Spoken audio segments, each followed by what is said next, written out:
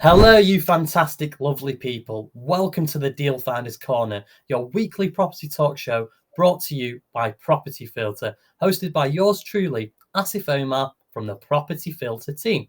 We are the UK's highest rated platform for finding deals, and we are on a mission to empower our property investors and Deal Sourcer members to find 1,000 deals this year thanks to the Property Filter blueprint.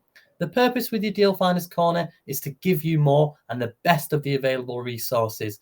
Invite expert guests who will share with you the latest and most current strategies, tactics, and secrets about what actually works right now in terms of finding and making deals and the reality of systemizing and running a high performance business in property.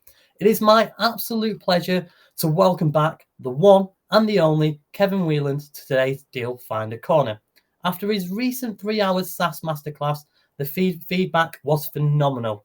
The demand was off the charts, so by very popular request, Kevin is back, and today we are going to go even deeper.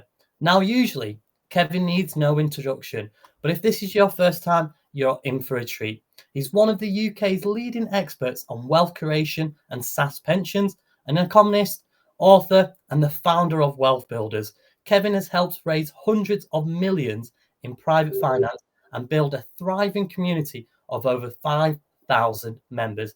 He is renowned for making complex wealth strategies simple, clear, and actionable. And that's exactly what you're going to get today, because this isn't just another talk. This is the SSAS Masterclass Part 2, your 80 questions answered. Last week's 3 hour session was supposed to be the full roadmap, but then came flooding 80 real practical burning questions, the kind of questions you only think of when you're ready to take action. Kevin looked at them and said, well, we definitely need another session. So today, he is here to break down the most popular questions, tackle every challenge, and show you exactly how to unlock the power of your pension for property. No theory, no fluff, just straight answers to the questions that matter most, delivered by the UK's leading authority. Get ready. This is going to be packed, practical, and powerful. So, as usual, can we please give a massive Property Filter welcome to Kevin Whelan. Jazz hands, everyone. There we go. We've got the jazz hands out as well. Welcome, Kevin. How are you on this fine day? I'm great. Thank you very much. And great to be with you, and good to be reconnecting with those people who are finding deals using Property Filter and funding deals, and continuing the theme of helping you fund deals interest-free, helping you fund deals collaboratively and creatively. And I know we had a couple of tech hiccups, but that's just we were using each other's systems. Perhaps you could help me out and start off with a question or two. We probably won't get to 80, but we certainly can get to a few. Absolutely. So, done a bit of an introduction of yourself already. Is there anything else that you would like to add in the introduction? No, I think you bigged me up big style, and I'm very grateful for that. And thank you to you, and thank you to my favorite Frenchman too. Absolutely. Right. So let's get straight into it. Question number one is, what is the main difference between a SIP and a SSAS, and which one is better for a property investor? Wow. I mean, if I had a pound in my pocket for every time I get asked that one, Asif, I'd be wealthier than I am now. The differences are huge. I've done a video on this called the 10 differences between SIP and SSAS, but for property investors, let me give you three. The first one is a SIP. By the way, all pensions are trust funds, and you have to know who's the owner to know who's the operator of the trust. And with the SIP, the operator is going to be an insurance company. So they only allow you to do stock market investing or occasionally commercial property. A SSAS, you can invest in anything. You can invest in property, commercial to residential. I'll show you how to do residential in a second. So your investment choice is only limited by your own willingness to learn and your own imagination. So number one difference, you are in complete control and you're not told what to do, you choose what to do. Secondly, most pensions are single person vehicle. pension for one. A SSAS is up to you plus 10, that's 11. So more often than not, there's a benefit in collaborating, in bringing people together, husbands and wives, business partners, life partners, even joint ventures with property partners. So if you imagine that you can collaborate with money, you can put 2 pots together, 3 pots together, 4 pots together, all of a sudden now you've got so much more money. And with that money gives you 2 benefits. One, the power of negotiation, because you've got cash and large parts of it, or large pots of it rather. Secondly, you can get leverage. So you can go to a bank and get 50% on top of what you've got. So let's give an example. Example I gave on the webinar, I think. If 4 people got together with, £250,000 on their own, they could only use 250. You put them together, it's $1 million. Go to a bank, you get another $500,000. So now you've got buying power of 50% more than you've already got. So whatever size of pension you have, you can leverage it by 50%. The third, probably the biggest one of all actually, save the best for last, you can lend 50% of that much larger pot now to yourself. So you underwrite your own deal to yourself or to your company, and you're lending money to your company. And that means you can buy residential deals with that money. You can take that money, half of it, lend it to your company. What your company does with that depends on what you do in that company. And if you're doing HMOs, if you're doing dilapidated properties, if you're doing service accommodation, you can do all of those. So hopefully that gives at least 3 of the differences, and I know 10. Don't want to go to all 10, otherwise we'll do an hour just on that. But massive, massive differences. If you're a property owner, a SSAS will almost always, not always, because there's always 2 sides, will almost always be better than a SIP if you're trying to expand and grow your property portfolio. Fantastic. Right. So, question number 2. Are you allowed to transfer money from other pensions from different employers into a SSAS? A SSAS is fueled. It's like a vehicle. So a SSAS needs fuel. Where does the fuel come from? Well, it comes from 2 places mainly. One is moving in money you've already accumulated in pensions. And most people tend to be tired, frustrated, disconnected to their pension because it's only on the stock market. So when they get to move that money, and you can move any kind of money purchase, which means money in a pot. If you imagine you get a statement, the money goes up, the money goes down, you're adding to it, you may not be. That's called a money purchase pension, money in a pot pension. Any money in a pot pension can be moved into a SSAS, so under your control for you to use for property, whether it's a personal pension, a workplace pension, even a SIP can be moved in. And we've done many, many hundreds of SIP to SSAS transfers, many. We've done 0 SSAS to SIP transfers. So once people move forward and see the power, they don't go backwards. So yes, any money purchase pension can be moved in, but like any, I suppose, good guide, I'm not giving advice on a phone call or a Zoom meeting or any other meeting come to that. If you're in doubt, you should always take professional independent advice, but be mindful that many independent advisors will not encourage your thoughts about SSAS because the recurring income that they are receiving from your money will be lost, potentially anyway, and that means they're generally not in favor and don't know much about property in any event. So hopefully that answers that question. Brilliant. So the next question is, what do we need to look at to ensure I can transfer to a SSAS corporate employee whilst also a director of an LTD property company? Okay, so this comes to eligibility. Every SSAS is very privileged in terms of its benefits, not least lending money to your own company. That's just amazing. Can't do that anywhere else in the world. So if you can do that, then the Inland Revenue want to limit it to certain qualifying people. Now, you've probably heard the term retail client.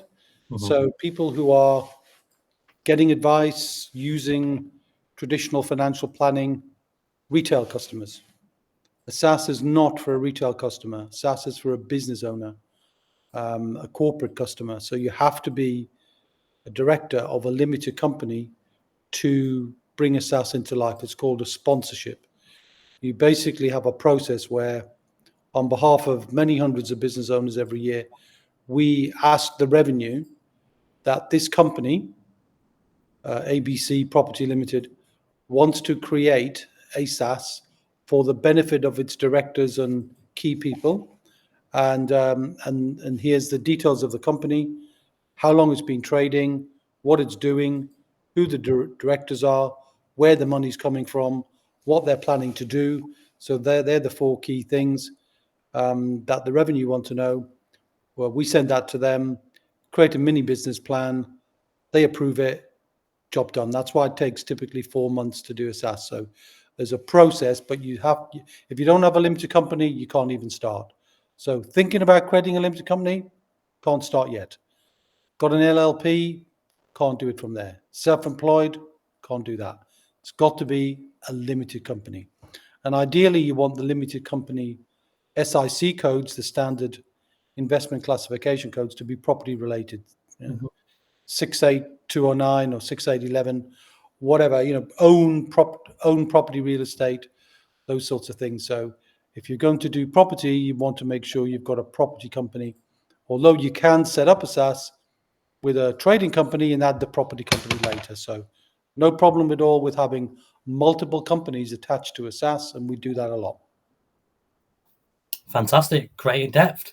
So the next question we've got, is having more than one company an advantage for SaaS purposes? Could be.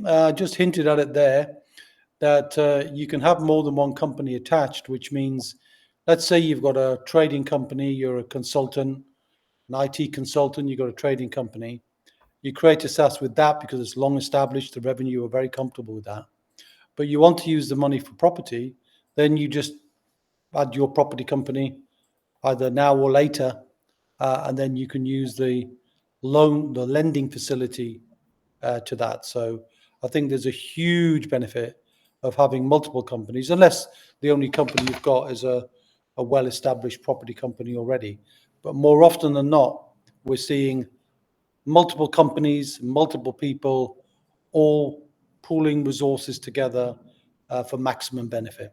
And if you've got a company that's trading and you want to pay in, I mentioned you can pay in from two sources, the old pensions coming in or new contributions.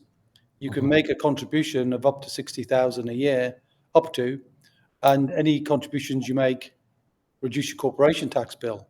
So in a room full of business owners where I'm often speaking and say, who would like to pay less corporation tax and use that corporation tax saved to build your wealth in either your business or your property in some other way? You can appreciate that. People kind of like that. So yeah, reduce your corporation tax if you've got a trading company and use that money to help you build your property wealth. Fantastic. The next question is, if you have a pot of money earmarked for property investment, is it better to transfer this into a SaaS and lend it back to a limited company for investment? That's an interesting one.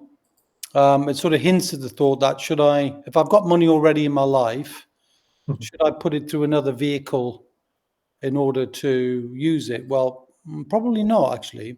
Let's say someone's got 100 grand worth of savings, whether they built them up, they've got them in ISAs, maybe they got a gift or an inheritance.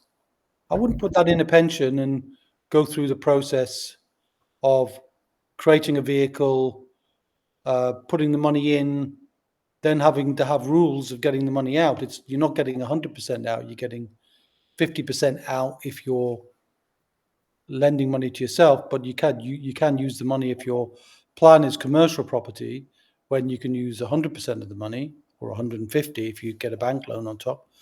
If you wanted to do that, then you could do that, but I would weigh that up very carefully about, well, I've got the money in this example, I'm giving 100 grand, but just use the money anyway. Just build your wealth. Use either old pensions or corporation tax you don't want to pay as the fuel for your SaaS, not existing money where there are no rules really at the moment. I'd probably be inclined to say I wouldn't do that, but there might be some situations on a tax reclaim, say somebody's a high rate taxpayer, then the tax benefit of 40% tax relief might tip the balance to have a much bigger pot. So, yeah, could be 50-50, but generally speaking, I'd probably say not. Brilliant. So the next one is, can you put money into a SaaS in order to gain tax benefits of purchasing commercial properties? Well, commercial property is one of the biggest ways people want to build wealth, not least because it's less noisy than residential.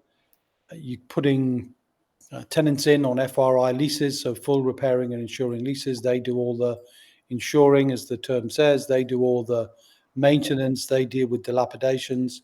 If they've got the responsibility, you're the asset owner. You can, as long as you choose a good property and you've got a good tenant, you're getting a pretty much as hands-free as it can be property opportunity. So not surprising then, many of our clients will use the value of the pension that's stuck in the stock market, going up and down like a yo-yo, and they use that to buy assets that they want to own for themselves over the long term, including many business owners who want to buy the premises they're in. So instead of paying rental income to a third party, they pay rental income to themselves. And the rental income is deducted off corporation tax as well. So you're getting tax relief, tax-free growth, and your wealth building for you and your family. It's a triple whammy for good, not a triple whammy for bad. And I'm sure if you ask me an inheritance tax question or that gets asked, I'll give you the triple whammy for bad. Brilliant. Right. So the next question is, how much activity does the limited company have to show? I have one for more than 3 months, but it's only funded property training and the odd bit of networking so far. That's a really good question. It's a difficult one. There are no rules, okay? There's no, you must have done this for this length of time. Inland Revenue are quite relaxed about that. So that would be a company Inland Revenue would be completely comfortable with. So the level of discomfort on why that could be a problem, a relatively young company, anything within the first year is young, right? Because it hasn't submitted accounts yet.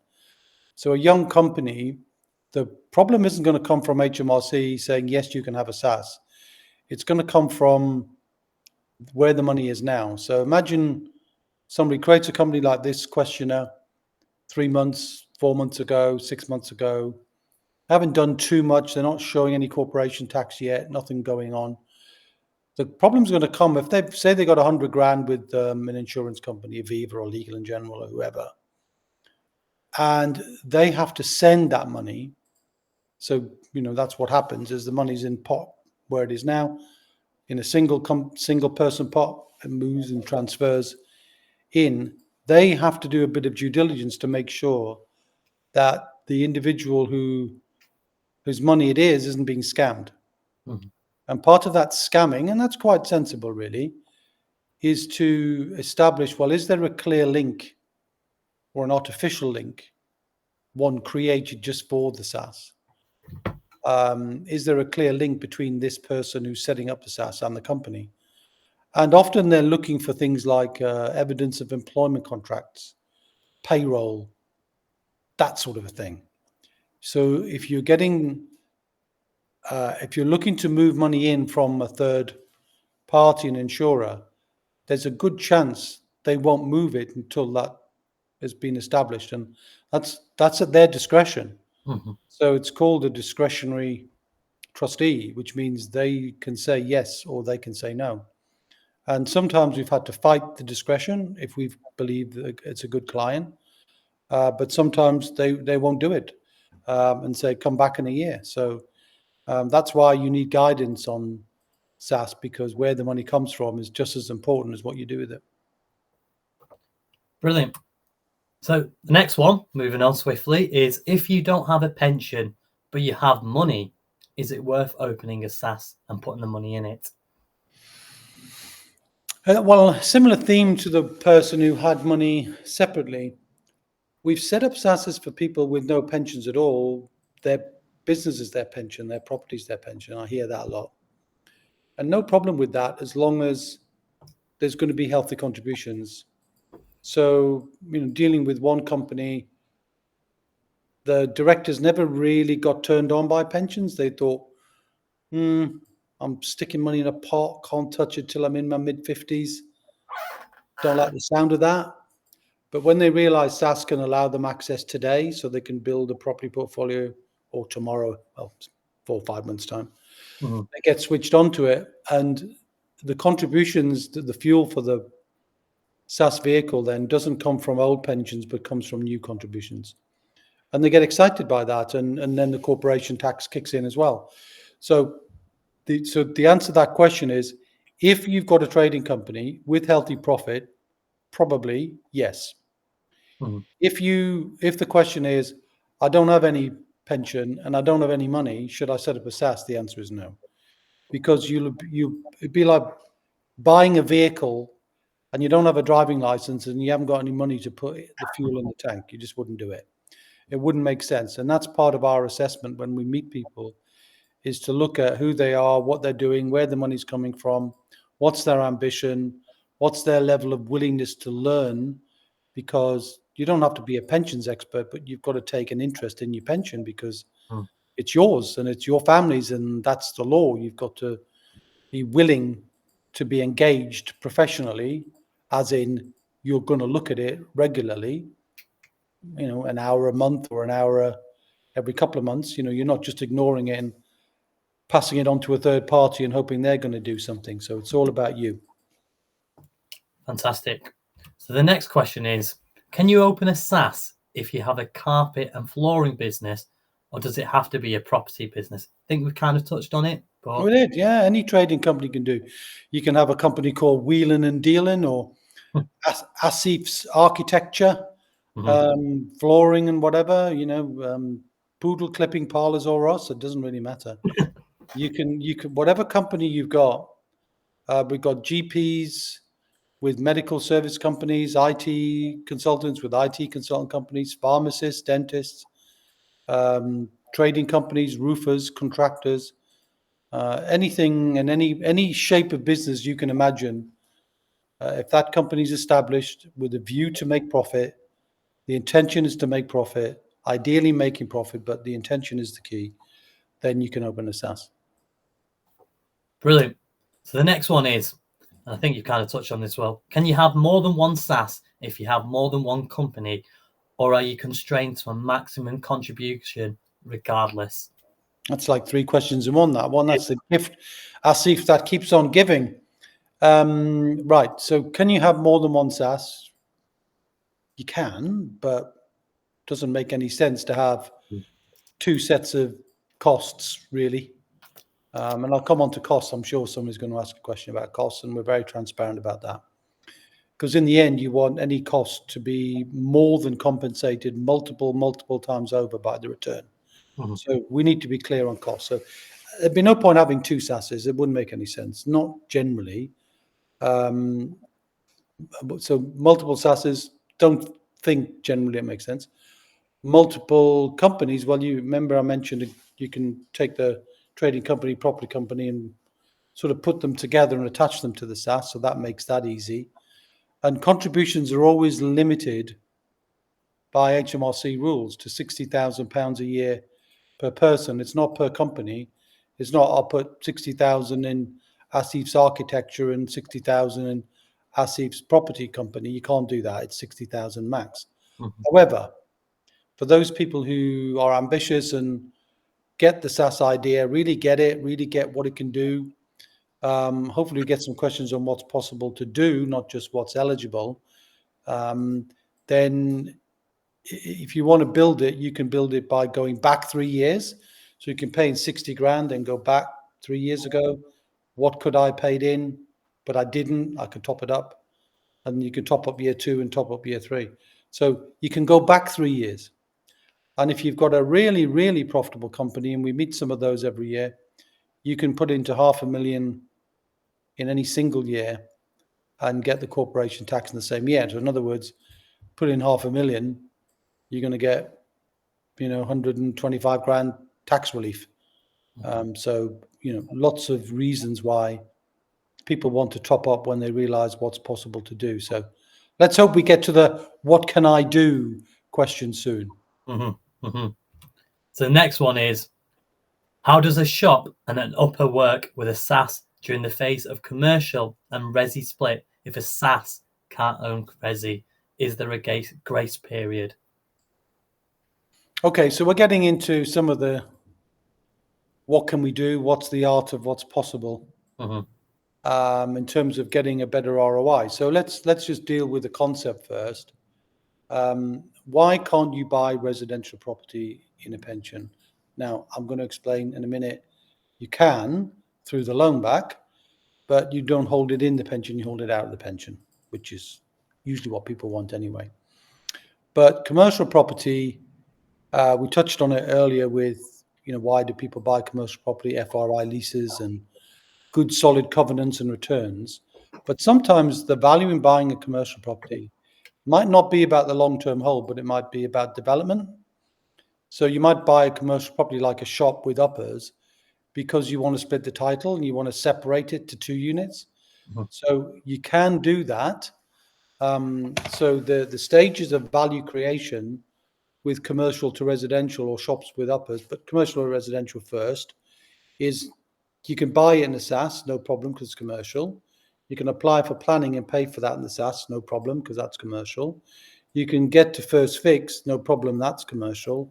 But as soon as you're getting to fitting of kitchens, toilets, and those sorts of things, it becomes what's known as a certificate of habitation, and you can't do it from that point. So you have to exit before it gets to that point. You got no grace period, if that was the question, none.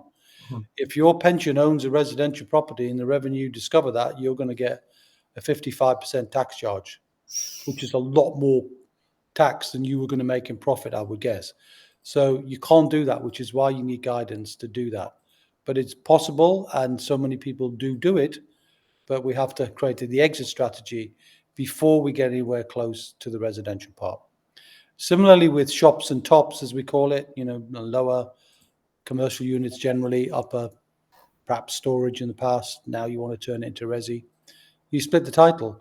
So you create the SSAS owns the commercial unit, and you own the residential unit by funding it in a more conventional way. Not necessarily through the pension, although you could do a loan back, but not necessarily through the pension. It could be through conventional funding through, the broker that you know, like, and trust. Fantastic. And could you just go into a little bit deeper into the loan back you said for residential properties? Because I think quite a few people might be interested in that in here. Yeah, touched on it before, and I'll give you some rules on that then. So let's imagine, for the sake of an argument, then we got a husband and wife team. They got 100 grand each. Obviously, just making it up. So they put their pensions together with their property company. They've now got 200,000. They've got a SSAS. 4 or 5 months later, that money is now available for them to use. Their passion is residential, not commercial. What can they do? Well, the loan facility, or what we call a loan back facility, allows you to lend to your own limited company, up to 50% of the value of that pension pot. So how much was the pension pot? 200. How much can we lend? 100. So we lend ourselves 100. Now, what we do with that money is, as long as it's in keeping with the company. So what does the company do? Well, the SIC codes told us it's a operating real estate. Okay, so we can go ahead and buy a property. So let's say, we buy, we could do a property at auction, or we buy a dilapidated. Let's give a dilapidated property as an example. We buy a property that's dilapidated. We couldn't have got a mortgage on it anyway, so we buy it, and we buy it in cash. So we bought it for 100 grand, and that 100 grand, then the property's owned by the company. What the SSAS has done is made a loan. And then when the property's basically been refurbed and ready, it can be refinanced, and then the loan be paid back to the pension. So the pension becomes bank of self. You're lending money from yourself and paying back to yourself. So you're keeping the movement of all of that money working for you, not money leaving your life to third parties. Not that I'm against borrowing money from third parties, of course. That's often a good thing. That's leverage, and that's a good thing. But sometimes bridging, and especially in a dilapidated property, you couldn't have got a mortgage anyway. Bridging can be expensive. Can be bridging to self. Yes, there are some rules. The rules can get quite complex, but the principle is there that you can use the money, lend it to your company. Your company can use it for company's purposes. And if that's residential, there's no problem with that. Fantastic. Great answer. I think quite a lot of people have got value from that. So moving swiftly on to the next question. Here we go. Is there a maximum age limit to set up a SSAS? All right. Before I get to that one, I'm just going to add something to the previous one, if that's all right. That's okay. I think it will add a bit of clarification for some. There are some residential properties that are actually not residential at all. They're commercial, but they look like residential. What we call them is exempt residential. So not taxable residential where you get a tax charge. It's exempt. So if you're doing, say you buy an old bed and breakfast and turn it into apartments, that's exempt. If you're buying something, let's say you're buying a large house and converting it into safe accommodation for children, or you for people who need care or attention. So when you provide accommodation plus care home would be a big example, then these things are deemed to be exempt. So you can buy those. You don't need to use the loan back. You can use 100% of your money to do that. So just in case anybody's doing anything to do with care, special tenant types, people who need asylum, need rescuing, need something, that you get the idea. There's plenty of different flavors of property where that comes in. Then that's possible to use a SSAS to acquire that and use all of your pension money. And let's keep remembering, though, one of the real values of pension is collaboration. That you can combine your money with others, either in the SSAS or outside of the SSAS. So, for example, if you and I were well respected and we liked each other and we both found a deal, I could bring my SSAS to the table, you could bring your SSAS to the table, and we could co-fund it. So you can create joint ventures, or you could be a bank and lend it. If I didn't want to do that deal, but I wanted to lend you money, I could use my pension as a loan vehicle, not to myself, but to you. So you're then getting the benefit of my money, and I'm getting the benefit of your expertise and a return on my money. And that's what's known as a third-party loan. One of the challenges, I guess, when you get these number of questions is people can lose track very quickly, and it could fry their brain a bit. It's fried mine. That's what happened to my hair. So, the issue is it can get complex. I would say that even in 3 hours or 4 hours of learning this stuff, you're not going to know all the answers to all the questions. You just want to find out what questions do you want to know the answers to. What's the clarity you're seeking so that it will help you move your wealth to where you want to get to, both for yourself in terms of an ongoing recurring income and ultimately, of course, as well to your family.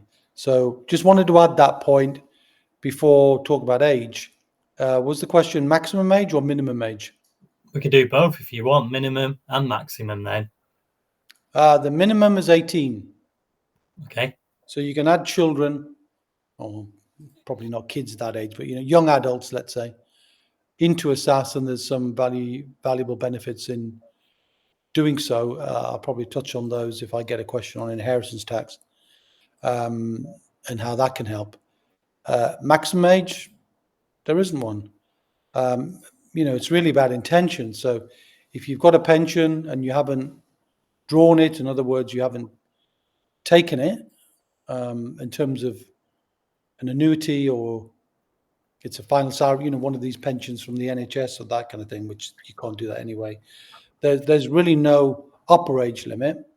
I've got a client with several million family money in their SSAS, and the gentleman running the scheme, or the elder statesman of the scheme, is in his 70s, mid-70s actually. And the rest of the family have gone. So we've got upper generation, middle generation, and lower generation, all can be in the same scheme, almost like a private family trust fund, all growing completely tax-free. So yeah, don't worry about the age. Don't think I've met anybody that I've spoken to who's too old. And if you do get too old and you don't get it, then don't do it, because you won't get it. You won't understand it. The lights are on and no one's at home. And we all know somebody like that in our families or somebody else's family, right? You could have a 75-year-old as sprightly as anything in the brain and in the body, and you can have another 75-year-old who's lost it all. Marbles have gone, and they're so protective of themselves, they don't really, not open-minded to new conversations. But some of your younger subscribers, Asif, might want to look at their parents and see what pensions they've got, because it's family money that's the key here. You can combine different generations, and it's very powerful to do that in a way that a conventional pension just can't do it, can it? You can't invite your 18-year-old or your 25-year-old son or daughter into your pension if it's with an insurance company. They don't allow it. It's a pension scheme for one, not a pension scheme for more than one. And while 11 is the maximum, most schemes are 2s, 3s, and 4s. Brilliant. That's actually given me a lot of food for thought and thinking about my own family. There you go. People are interested in my family to get into property, and like, how do we get into it? And my uncles, you see, the brothers, maybe this is the answer, isn't it? Maybe it could be. In the end, as entrepreneurs, which I think all property people are, we're creative and ethical entrepreneurs trying to solve the problems of others.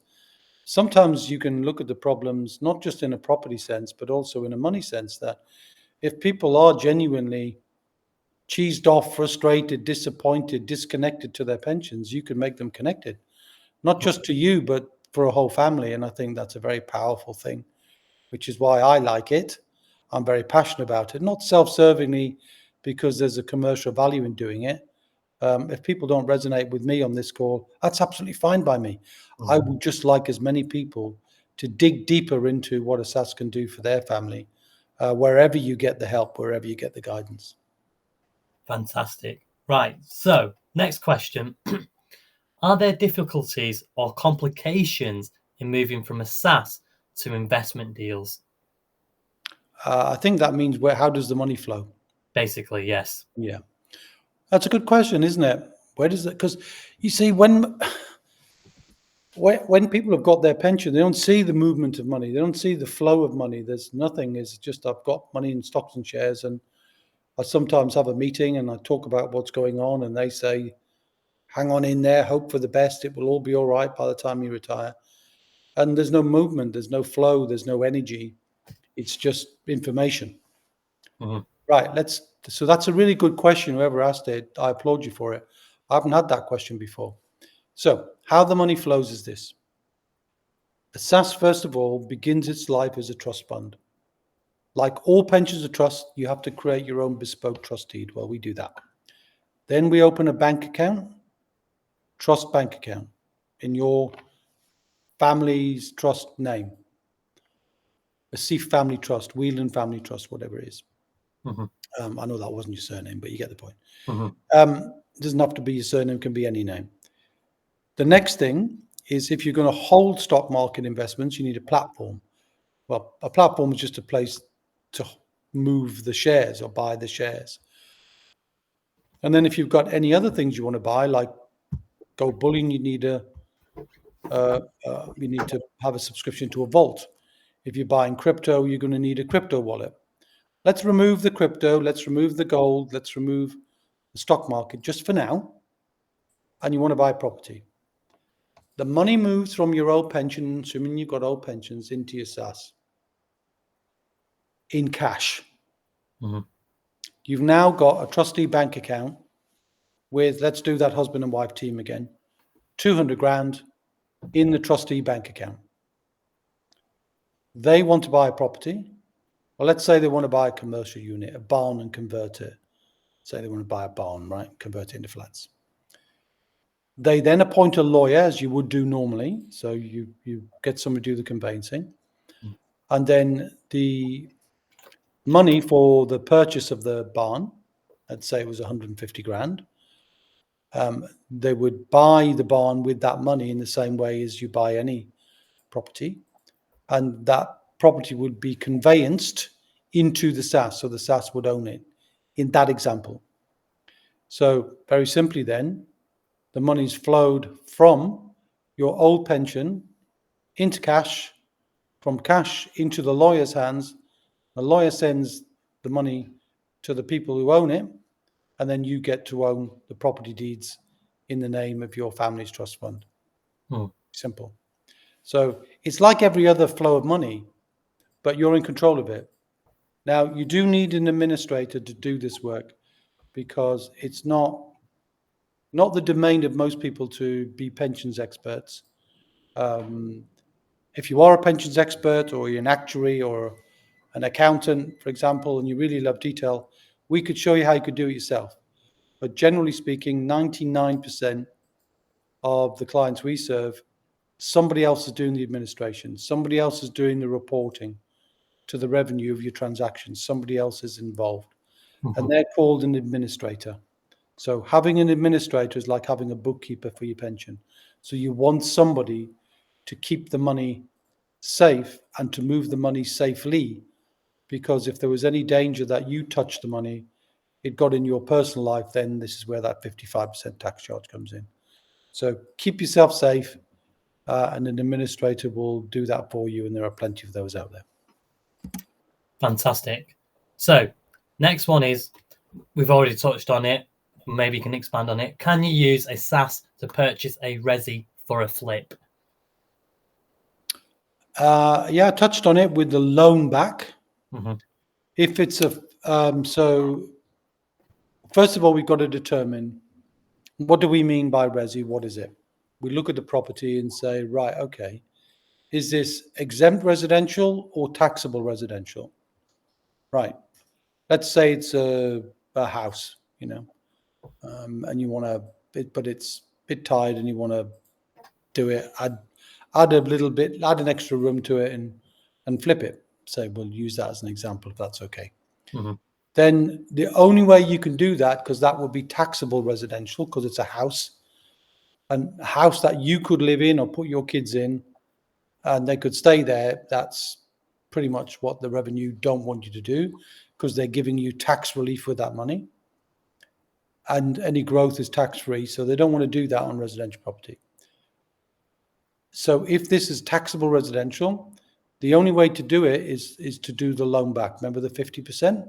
Yeah. So if your pot is big enough, you lend 50% of that pot to your limited company. Your limited company then has to buy it. Now, here's where it gets a little bit more complicated. The value of the loan, in this case 100,000, has got to be, by law, HMRC rules, secured by way of a first legal charge, not an equity charge, not a second charge, not a hope for the best and maybe one day I'll give you a charge, not a PG, no personal guarantees allowed, has to be a first charge.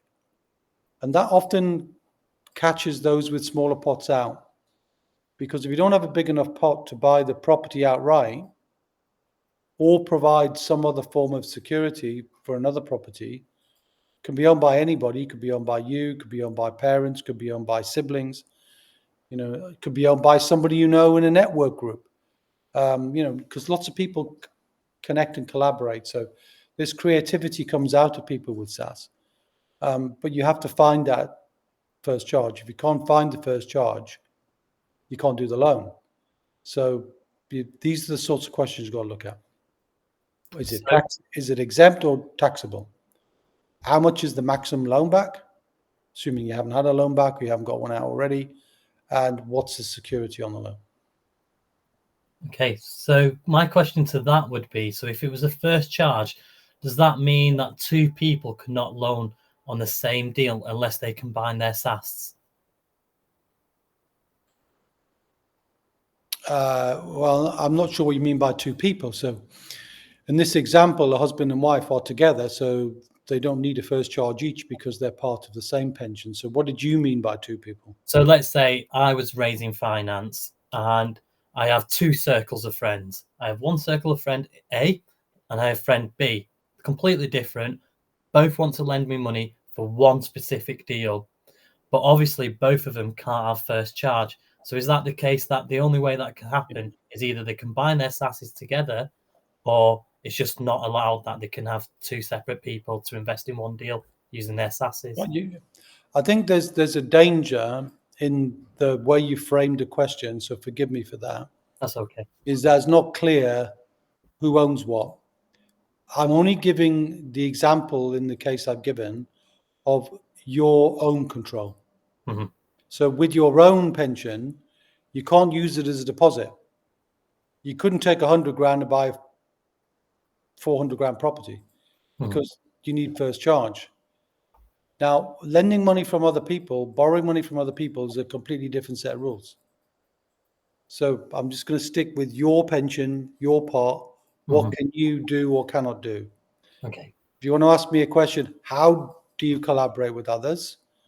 I could answer that, but it would be a completely different answer to the one I've just given. You can see what I mean? It gets complex, doesn't it? Yeah. But you have to understand whose money is it? Mm-hmm. Mm-hmm.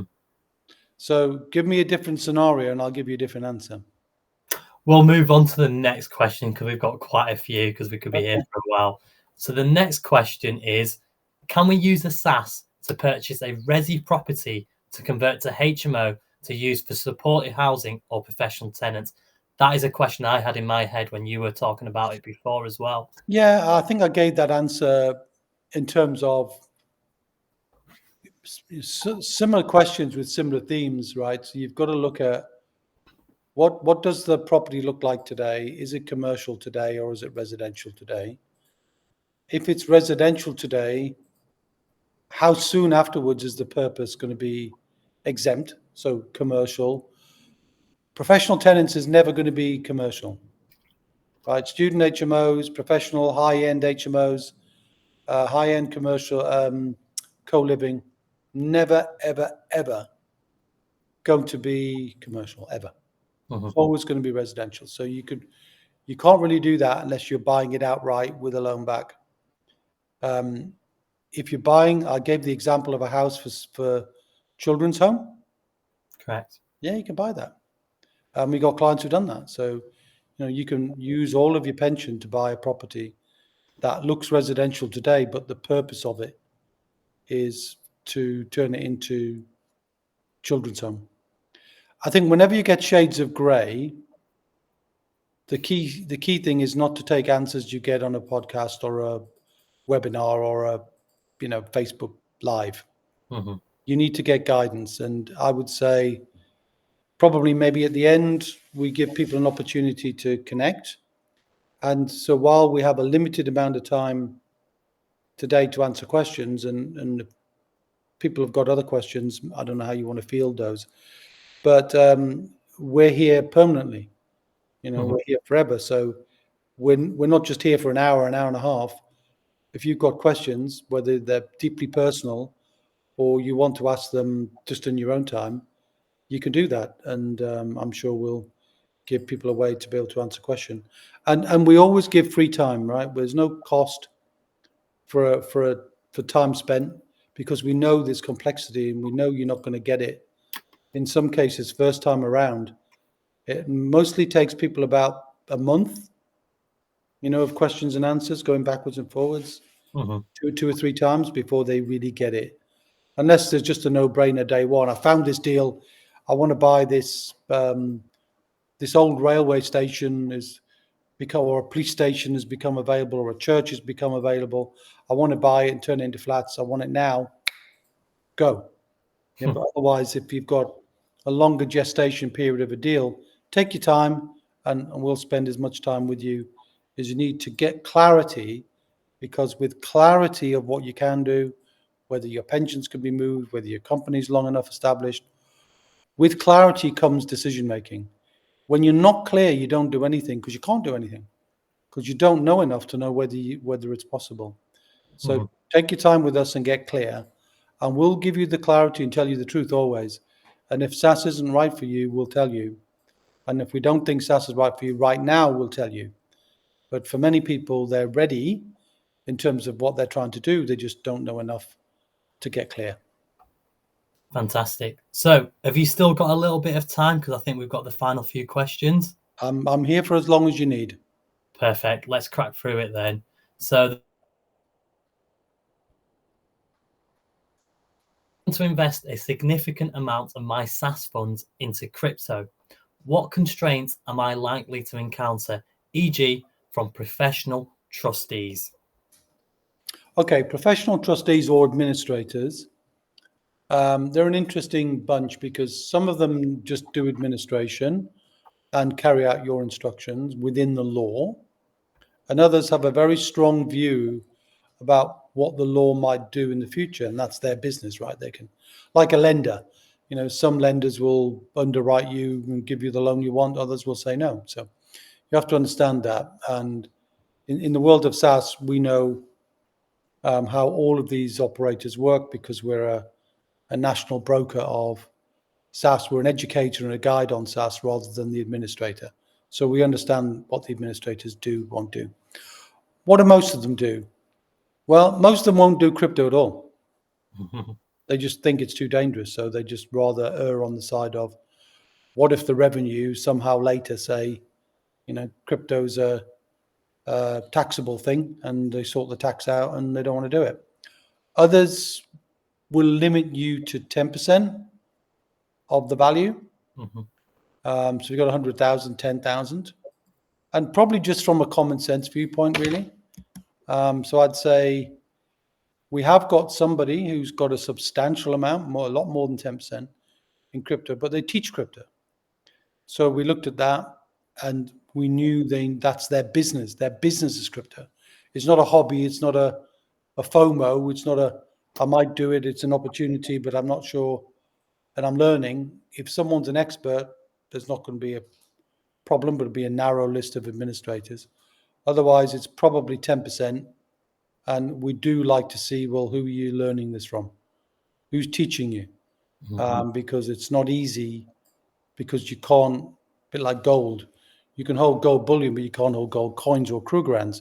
So you've got to hold it in a special way to make sure you can't take the gold home and, stroke it and enjoy the luster in the light when you're having a bath. You can't do that. It's got to stay in a bonded vault.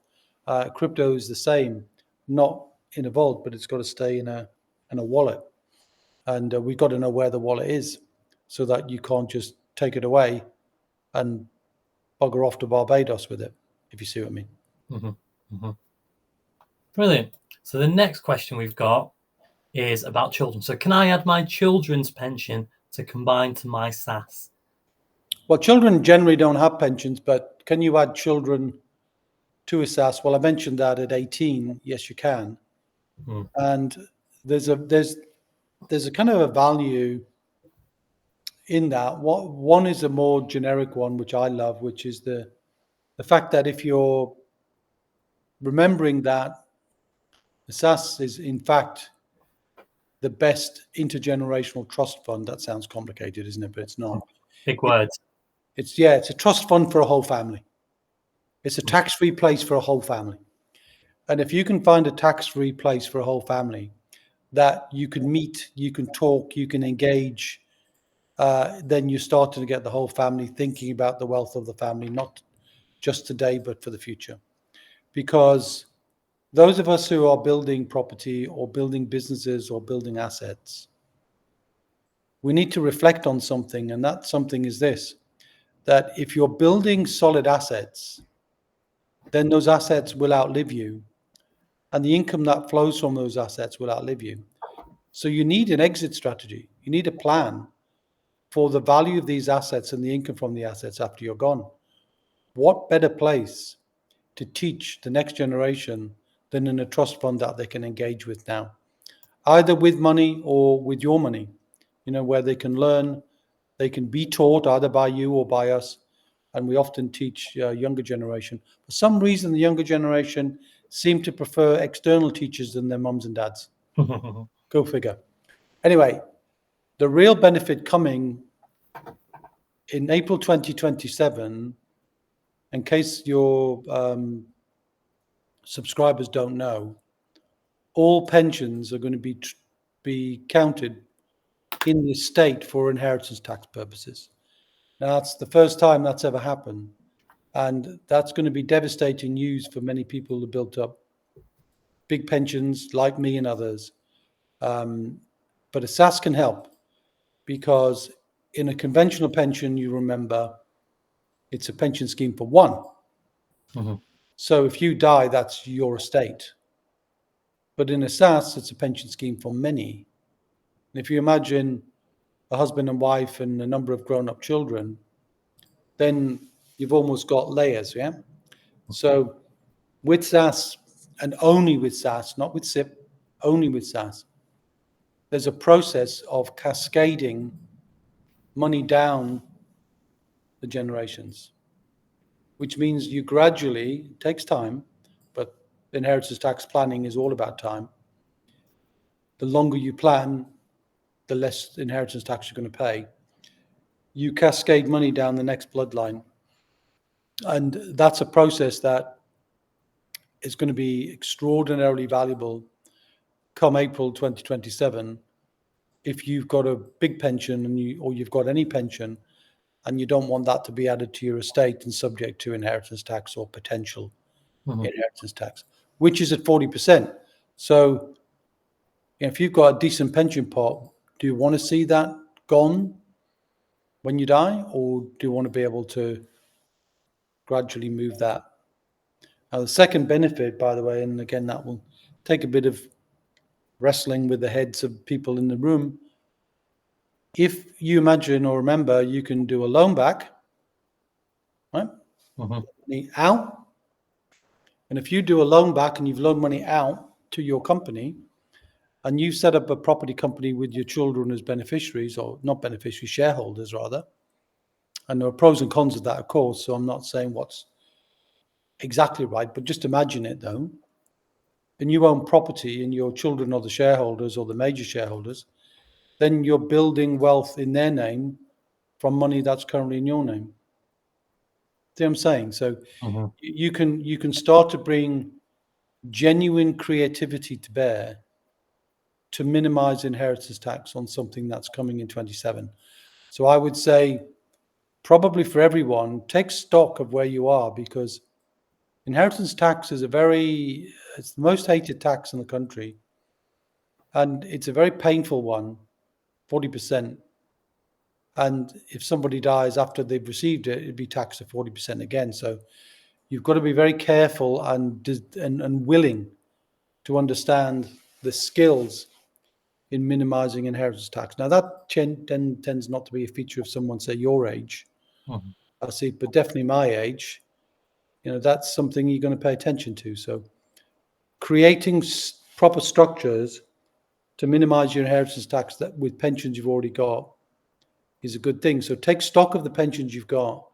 And if they're in your name, which they will be, and you want to minimize the inheritance tax, then please get in touch, because over the course of the next 18 months and the run into April 27, and then beyond that, because most people would expect to live a long and healthy life, but nobody knows when their birth certificate expires. Nobody knows that. So you should plan.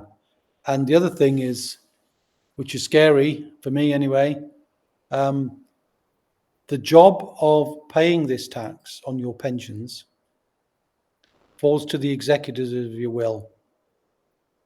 Have you made a will? If you haven't, scary. That means your pensions could be in difficulty. Also, it's just not good to let the courts decide what happens to your wealth. So make a will. Anybody who we work with on SSAS, we do their will for them. We just want them to have a will at the same time. Is creating a trust fund, you need a will to go alongside that, because you've got to appoint executors who are going to do that. If you have made a will, who are the executors? I talked to somebody recently and they said, my executor was my brother and my brother lives in America now. No way can he pay the tax from America. You can't do it. You have to have people who know something, are organized, are responsible, are willing to act, because it can take 12 months to 2 years to be an executor, unpaid. And if you get it wrong in any way, shape, or form, you are personally liable. Mm-hmm. So you've got to be very careful with the appointment of executors. So we're going to be creating guides for not directors, that's for SSAS, but guides to executors, and to create a service to help executors understand that they can appoint a professional to help them discharge that liability, to make sure inheritance tax is as low as possible and collected and paid. It's our job to teach the families how to minimize the inheritance tax. The executors are stuck in a time warp, aren't they? They're dealing with death, so they've got to deal with the estate as it is. So, we're going to try and help those people who've got estates and those people who are executors to understand a bit more about this, because this isn't something you can ignore.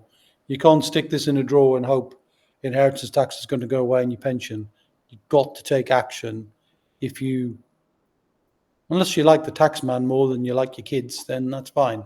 But generally speaking, I find people want to know more about this. So do connect with us if you want to know more. Fantastic. Right, the next one we've got here is, same on the children again. What if your children are in your SSAS? Would it be still liable for inheritance tax? So we've talked about I've it. just done that one, I think. Yeah. I refer the honourable gentleman to the answer I gave earlier. Fantastic. The next one is there a limit on earmarking, like gifting, where you need to live for 7 years after? Yeah, earmarking is not gifting. Earmarking is reallocating. So gifting, okay, we're in inheritance tax country again. Mm-hmm. Gifting is the process of transferring money from your estate to somebody else's while you're alive, not when you're dead. And the maximum gifting, well, there's some exempt gifts, which is a maximum of $3,000. Teeny tiny, right? $3,000, nothing. But everything over above that, up to 325 grand, so between 3 and 325, is known as a potentially exempt transfer, or a PET for short, which means the gift essentially is made, and once you've lived 7 years, the gift disappears. Mm-hmm. Okay? But up until that point, the gift can be added back to your estate. So even if you've gifted it, it could still get caught in the inheritance tax. And what you cannot do is you cannot do something called a gift with reservation, which means, I tell you what I do. I see if I'm going to give my house to my kids and then I'm going to live in it rent free. Mm-hmm. Can't do that. It's called a gift with reservation. If you enjoy the benefit, it's not deemed to be a gift at all. So any kind of gifting needs careful understanding, careful documentation, but most of all, careful understanding of why am I going to do this gift? And will it work? Because for most people, the gifting, your money's leaving your life. Well, secure your own oxygen mask first. So if you're not sure whether you should make a gift, then have a chat with us. We'll look at your inheritance tax situation and look at your wealth situation. But if you've got a healthy income and you can afford to give the gifts, that's absolutely fine. But you have to document them very carefully, because how are the executors going to find out the gifts you make? Because they have to add those gifts back into the estate on your death. So it's very important you document things in a certain way. So I hope that answers that question. Fantastic. And I think that is the end of the questions on the presentation. And we're on the find out more bit of the section. But before we go into that, there's always one question I ask everybody that we interview who comes on as a guest. And that is, how can you help our wonderful community members? And how can our wonderful community members help you? Great question, Asif. Well, let's turn it around first. How can we help? Well, I've said our key point for everybody is clarity. So if you've got questions, honestly, we're genuinely willing to spend time with you to give you clarity. Because with clarity, most people can either do something themselves, and that's great, or they need to get some help. And if we spend good time with you to give you clarity and you need some help, we can either help you or refer you to somebody else. Just as we don't do property software, but we would definitely say if you're looking on the finding, use Property Filter because, and we give our members, like you have offered us, a free period of membership.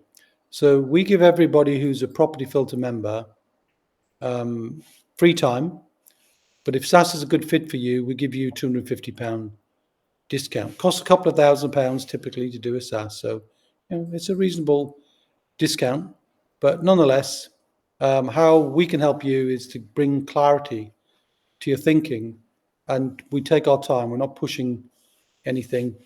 As I said, it takes people sometimes a month or two, and the longest we've ever had is a year, where they've wrestled with some complexities. And on inheritance tax, you probably need at least another month to get your head around it. So probably a couple of months, and then you should know enough to be able to make a decision whether you're okay, whether you can make a tweak for yourself, or whether you need some help. So that's how I can help you. How you can help me? Well, I think one is just be open-minded and being willing to ask questions. Two is, as you were saying, Asif, think about being that ethical entrepreneur. Find other people who might need help, up generation, family members, people with limited companies who don't know about SSAS, because there's millions and millions and millions of pensions, but only 50,000 people have got SSASs, and we know that this is complicated, but it's not too difficult. Like property's complicated, isn't it? For most employees, well, what are you doing property? Sounds complicated, but it isn't when you get your head and you're educated well, you get in a trusted environment, a trusted community. And those who want to help us, if you are a host or you're a good influencer, then we can teach you how you could spread this word a bit more so the message gets out. Because the key thing for us is more people who are eligible, business owners, property business owners, need to hear this. And if you can help us in some way, we'd be enormously grateful. Fantastic. So I've already shared the screen where it says about the Property Filter resources on your website. So hopefully people have scanned there. There's also here you go as well, is unlock a call as well with wealthbuilders.co.uk/property filters. So if you are interested in speaking to Kevin, please scan that. And then finally, we've got here, scan me as well, which is another thing. Have you got any final remarks, Kevin? Yeah, so whatever kind of technology you use, we had some tech issues. Technology can sometimes fail us, and that's okay. But we're human after all. So however you like to communicate, whether you like to read things, watch things, or listen to things, we'll send you the right information. Whether you like QR codes or don't like QR codes, if you don't like that, just go to wealthbuilders.co.uk, and you can send a message to hello@wealthbuilders.co.uk if you want to do that. Or connect with me on LinkedIn, and I can answer any questions personally. If you get the free resources, my team will look after you. If you want to speak to me, you've got an inheritance tax issue, anything you think is complicated, just reach out to me, and I'll have a virtual coffee with you to try and help you get that clarity that I keep mentioning, and that's really important. But I love working with Property Filter. We love working with you guys because we're both at the creative end of life and both outstanding in our own fields. And I suppose like Property Filter, you start with it, but you need to keep going, don't you? Because we're like any software, it's not always as easy to manage everything in the first 5 minutes. So you're great at support, we're great at support, and we just want to be around, irrespective of whether we've answered your question in this last sort of 60, 90 minutes, whatever it is. We're here for the long term. So whenever you've got a question, just reach out. Fantastic. And I think that's a great way to wrap up today's Deal Finders Corner. So, everyone, let's give a massive thank you to Kevin. What an incredible brain. And we're so fortunate to have you share your expertise with us today. Absolutely amazing. I'm sure so many people have got value. To our amazing community, as we've mentioned, do not miss this opportunity. Make sure you connect with Kevin. And most importantly, take advantage of the exclusive Wealth Builders offer available only to Property Filter members. You can find all the details waiting for you inside our community under provider discounts, and I think the links have also been posted in the chat box. But before we go, let's talk about what's coming up next week on the Deal Finders Corner. We've got the rather fabulous Josh Munt from Insurance Desk joining us. Josh will be revealing the critical insurance mistakes that are costing UK property investors thousands every year. With over 20 years of experience handling complex property insurance, Josh has the insider knowledge that could save you not just one deal, but your entire portfolio from disaster. Trust me, it is one that you do not want to miss. But for now, there is all that's left to say is the usual. Visit propertyfilter.co.uk, log onto your Property Filter account, check out the deal blueprint, define your goldmine area, engage with motivated sellers, assess properties in seconds, load your pipeline and make deals, have an endless supply of deals, join the top 1% and become a high achiever deal finder. So that's me, Asif from Property Filter. Looking forward to seeing you all again next week. But in the meantime, go and grab them deals. Catch you soon, folks. Thanks again. Bye-bye.